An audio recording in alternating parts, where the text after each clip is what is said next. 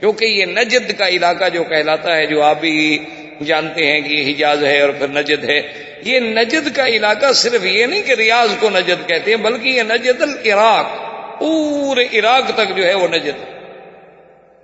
اصل میں کیا معنی؟ نجد کا معنی ہے اونچا، یعنی یہ اونچائی والا علاقہ، اور ادھر جو ہے تہامہ اور حجاز یہ اس کے مقابلے پہ نیچے والا علاقہ ہے۔ تو یہ نجد جب سے شروع ہوتا ہے تو یہ چلا جاتا ہے الی نجد العراق، عراق تک، یہ نہیں کہ صرف اس ریاض کے علاقے کو نجد کہا جاتا ہے۔ اس لیے جو احادیث مبارک میں بعض مقامات پر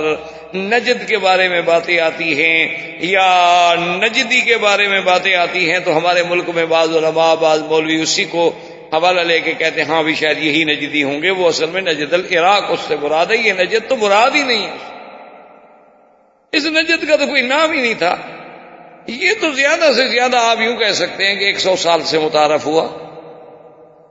1400 سال پہلے تو اس کا کوئی مقام نہیں تھا کہ کوئی ریاض کا شہر تھا یا کوئی بریدہ تھا یا گسیم تھا یا اس وقت کوئی اس کو نجد کہا جاتا، یہ تو پورا علاقہ مانا ہی نجد العراق تھا۔ تو وہ احادیث میں جو آتا ہے کہ شیطان آیا فی صورت رجل نجدی، ایک شیخ نجدی کی صورت میں جب حضور کی ہجرت کا مسئلہ وہ ہو رہا تھا، تو اسی طرح جب بدر کے لیے آ رہے تھے تو وہ ایک نجدی، تو معنی اس سے یہ ہے کہ نجد کا معنی یہ تھا کہ نجد العراق، اور اس علاقے کے لوگ جتنی پہاڑی تھے وہ بڑے بہادر تھے، بڑے جنگجو تھے۔ اسی لیے تاریخ آپ اٹھا کے دیکھ لیں کہ بغداد کو کبھی کسی نے فتح نہیں کیا، یہ کبھی نہیں ہوا کہ بغداد فتح ہوا ہو، تاریخ موجود ہے دنیا میں۔ اور یہ بھی بڑی عجیب سی بات ہے کہ یہ علاقہ جتنا ہے، یعنی نجد کا، بغداد کا، کوفے کا، یہ ویسے بھی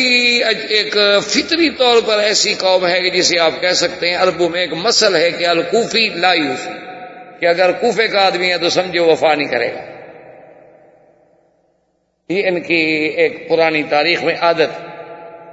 اچھا، محدثین تو یہ کہتے ہیں کہ اذا حدثک رجل من اہل الکوفۃ، کہ اگر کوئی کوفے کا آدمی تمہیں کوئی حدیثیں بیان کرے تو 99 کو تو سمجھ لینا نا کہ غلط ہے، اور باقی جو ایک بچے تو اس میں بھی ذرا خیال رکھنا، ہو سکتا ہے کہ وہ بھی صحیح نہ ہو، یعنی محدثین کے ہاں یہ ضرب المثل ہے۔ اسی لیے حضور نے عراق کے لیے کبھی دعا نہیں کی، اللہم بارک لنا فی یمننا، اللہم بارک لنا فی شامنا۔ ایک صحابی کھڑے ہو گئے، اس نے کہا حضور وفی عراقنا، عراق کے لیے بھی دعا مانگیں، تو آپ نے اللہم بارک لنا فی یمننا، اللہم بارک لنا فی شامنا۔ اس نے کہا حضور مہربانی کریں وہ نجد العراق کے لیے تو دعا مانگیں، فیہا میرتنا و میرت اہلنا،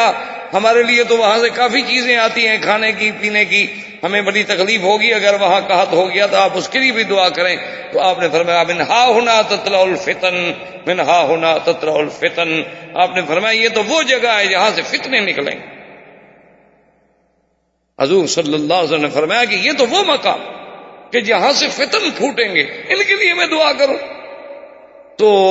اسی طرح یاد رکھیں کہ جو حدیث مبارک میں آتا ہے کہ حضور پاک نے سرکار دو جہاں نے فرمایا کہ ستفترق امتی علی 73 فرقۃ کلهم فی النار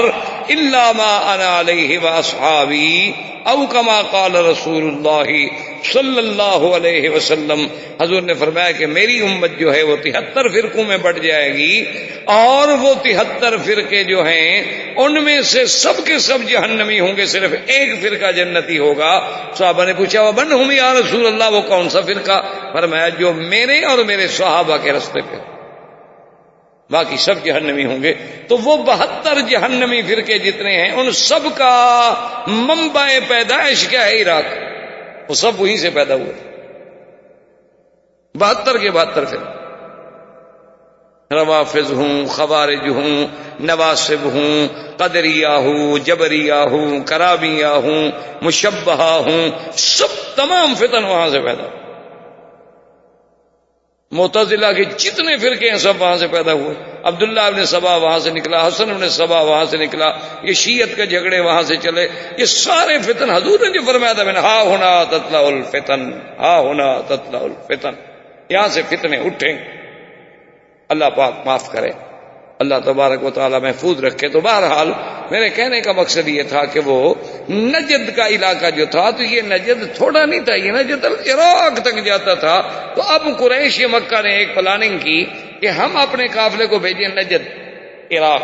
وہاں سے اترتا ہوا مدینہ منورہ سے اوپر دور آگے وہ نیچے اترے ہوں۔